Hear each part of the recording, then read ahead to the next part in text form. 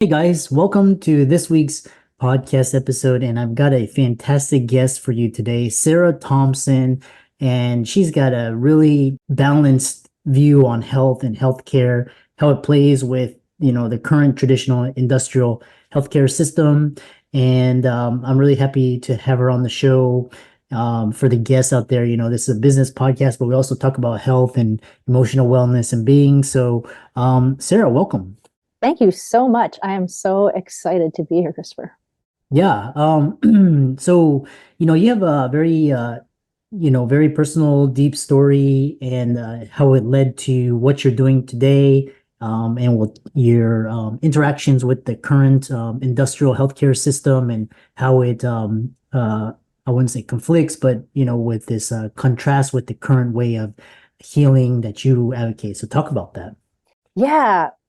One of the things that I love about what I've been through is that it allows me to speak to really having been deeply in both worlds, Mhm. and how I found my way through what was the healing path for me. And so when I was in 2010, I was 33. I had an 8-month-old and a 4-year-old, and I wasn't feeling well. And I got a blood test on a whim because I thought maybe I had mono. And they came back and said, you have acute myeloid leukemia. We want you to check into the hospital right away. And I said, no, I'm gonna do this myself. I'm gonna figure this out. And I had a big story in my mind at that time. I was already living naturally. I was out in the country. At that time, I was into the Weston A. Price thing. I'd had my babies at home. I couldn't imagine how this had happened. And I was so determined to beat it in a natural way.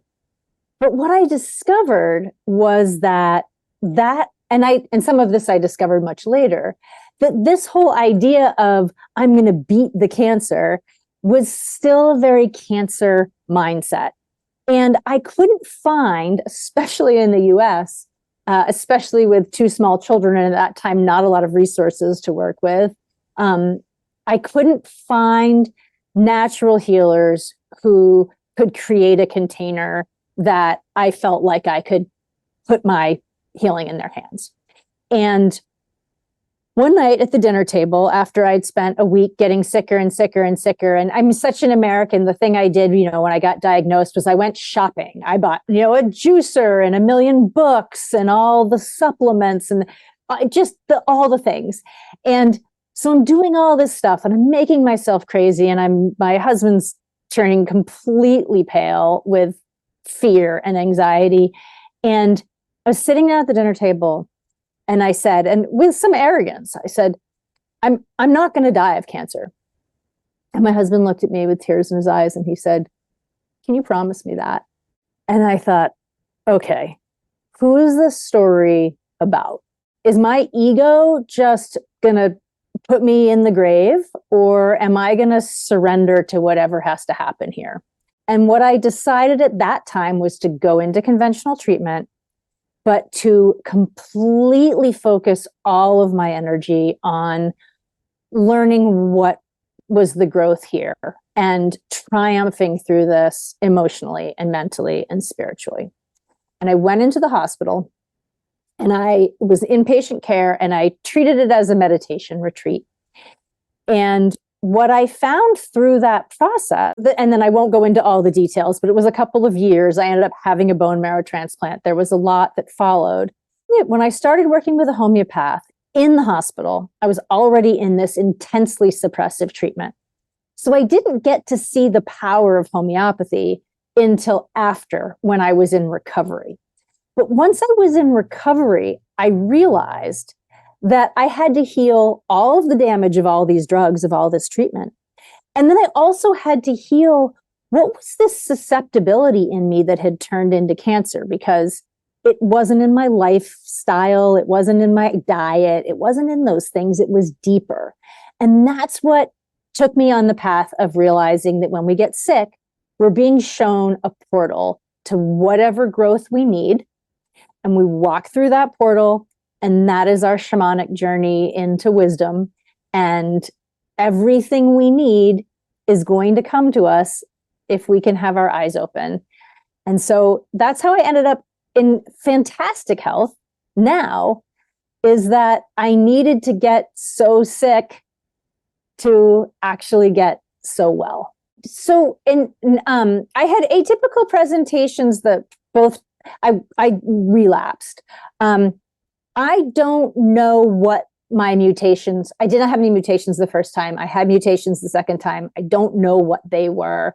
But I was a candidate for bone marrow transplant. So that's the only thing at that time that once you've relapsed and you have those mutations, then that's the only road you can go. And so, it gets a little bit dodgy. Those are really, really intense therapies. But I did really well on them because I knew what was in my control and what wasn't. And I focused on what was in my control. Yeah. Yeah, it's very powerful. And so question for you is, I think modern day of medicine, like for example, if you're sick and dying, of course modern medicine can help you and take care of you, comfort you. But is this gray area where it's like you have diabetes, heart disease, cancer, you name it, obesity, all these very chronic, where medicine can sort of manage, but it's not it's basically putting people more and more on drugs. And so talk about your approach. Yeah. Sometimes you need the modern healthcare system, otherwise you're not gonna make it. But sometimes, the modern medical system is making people worse. And talk about yours versus the industrial medical system that we have now. Right. So the industrial medical system is entirely suppressive. Everything it does is suppress, cut, poison, burn. Everything it does is suppress. And so when we're talking about a necessary suppression, that might be a situation like you have a gangrenous limb and it's gone so far that you have to have that amputated. Yeah. So in that acute necessary suppressive state, sometimes that's where we need, it's industrial medicine for like cutting, burning, and poisoning things. Yeah. But and this was, my experience was that, okay, I need this suppression because this cancer is running faster than my vital force can do with the natural tools I'm giving it because I don't know what I'm doing. But very, very quickly, we leave that place.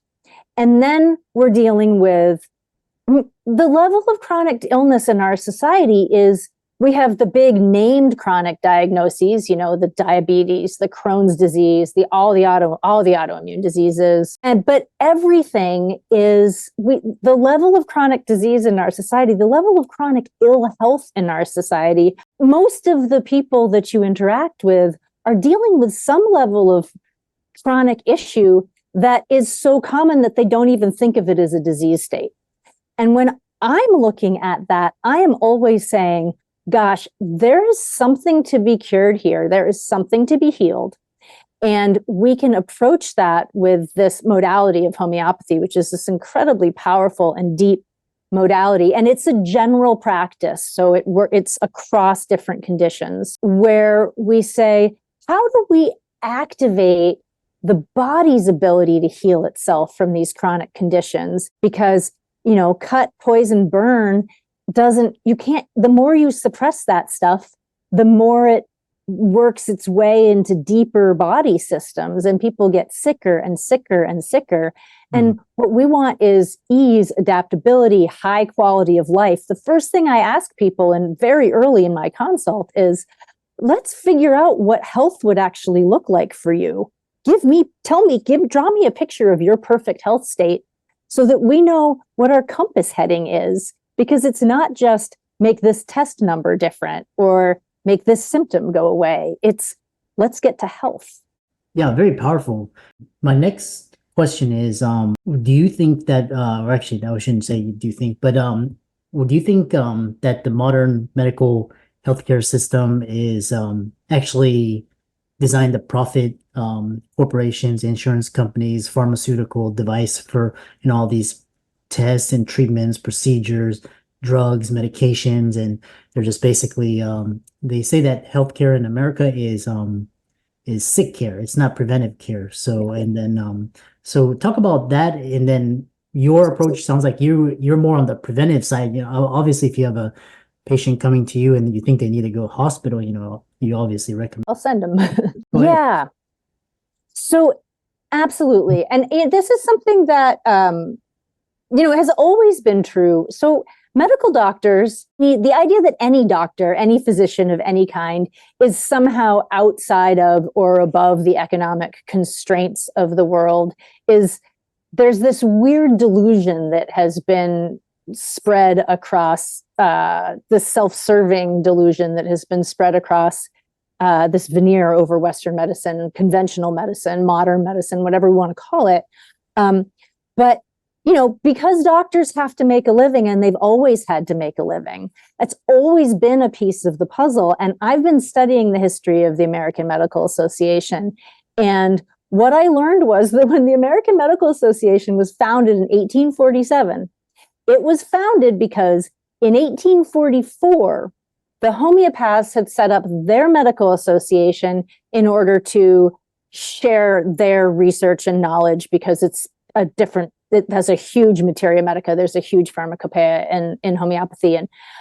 But the doctors, the allopathic doctors at that time, were losing their shirts to the homeopaths because all of the patients were hiring homeopaths. And the allopaths said, we need to start a society that's going to create essentially a protectionist scheme that's going to allow us to regulate all of the schools, to control who gets licensed, to manipulate politicians. And I mean, this is in their meeting minutes, sometimes in no uncertain terms. I'm not making this up. There's plenty of documentation. And so it's always been true. There's no time when it wasn't hijacked. The difference was that there was a time when, at least as a customer in the marketplace, you were free to choose based on all these different options. And as then the pharmaceutical companies started paying a lot of money to advertise with the medical doctors around the turn of from the 19th to the 20th century, and the ship sailed. And ever since, we have had what you call this industrialized, I call it the pharma medico industrial complex, right? It's completely, it's not that it's a problem that there are economic factors at play. The problem is that there are these mandates and manipulations at play that prevent us from having a truly free economy in medicine. So it's really sad. People are being injured and killed because of that. And we have an alternative, and we have to learn to think about medicine differently in order to get there. Yeah, it's interesting because I saw healthcare make a turn from the worst in 2000, right when I matriculated. And healthcare before that, you're right. Doctors were very prosperous until the government took control and started partnering with insurance companies and screwing healthcare workers over. Now you see what the mess we're in right now. So, Sure. Which is the other question I have for you is it's really interesting is a lot of this empowerment through illness, and you mentioned that getting sick can be seen as a gateway to personal growth. So how can someone shift their perspective to view their illness as an opportunity rather than a setback? And what tools can you help individuals navigate this transformation? Yeah, I had a moment where I realized that this is what I'm here to do, is to communicate the message that when we get sick, when we're in pain, when life hurts in whatever way that it hurts, we have been given this profound gift. We've been shown a portal that is going to be the path that we can take to all of the growth and purpose and understanding about our lives. But it doesn't have to be on that scale to start. All we have to do is say, how can I accept that what's happening to me right now is in the service of my growth, and seek out healing vectors, healing support for that. And they can be all sorts of things. Homeopathy, as I practice it classically, and shamanic tools are my tools of choice. Somebody else is going to go into the jungle for 6 months, and that's going to be their tool of choice. that having the right ally to midwife that process and help you navigate that journey, it just keeps revealing. And the lotus just keeps opening in terms of what you find out. Because like just to take one example of, if I have a client that comes to me with lifelong digestive stuff, maybe they have terrible issues with IBS type symptoms, going back into their teens or 20s, and it occurs at the same time every day.